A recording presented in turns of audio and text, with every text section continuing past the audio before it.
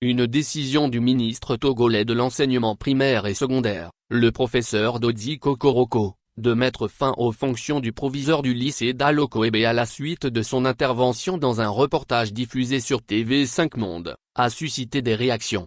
Reçu sur une radio locale ce lundi matin, le ministre a justifié cette décision en affirmant que le proviseur, en tant que représentant déconcentré de l'État, avait violé le devoir de réserve en exprimant ses opinions sur l'état de son établissement dans les médias internationaux. Concrètement, dans la situation sus-mentionnée, il ne s'agit pas de mutiler la liberté d'expression et ce n'est pas à mon âge qu'on devient subitement dictateur. Au fond, ce qui est reproché au proviseur d'Alokoebe est assez simple. C'est le devoir de réserve qui est un principe consubstantiel à toute administration publique, a affirmé le ministre. Selon lui, cette action ne correspond pas aux normes de conduite attendues dans l'administration publique. Le ministre a également souligné les efforts déployés par le gouvernement pour améliorer les infrastructures scolaires à travers le pays, reconnaissant néanmoins qu'il reste encore des défis à relever dans ce domaine.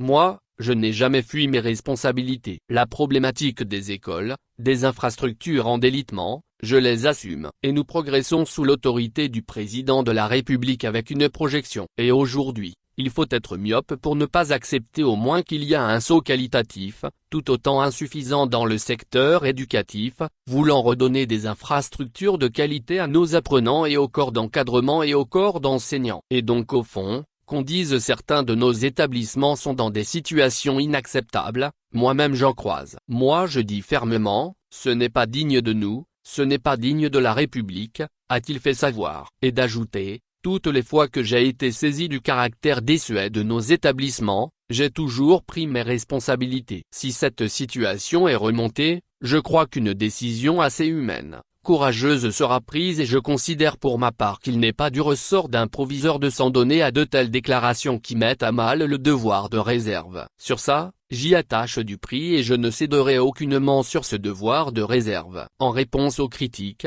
le professeur Kokoroko a affirmé que sa décision n'était pas une atteinte à la liberté d'expression, mais plutôt une mesure visant à maintenir l'intégrité et la discipline au sein de l'administration éducative. Je dis de façon rigoureuse que la liberté est la règle, la restriction, l'exception. Et il ne revient pas à un proviseur de bavarder comme bon lui semble sur l'état du secteur éducatif. En revanche, cela aurait été un élève, un parent d'élève, un enseignant, ça ne pose aucun problème. Mais dans le cas d'espèce, il était missionné de répondre à des questions intéressant le ministère. Quand on est proviseur, on est tenu à un devoir de réserve, a conclu Dodzi Kokoroko.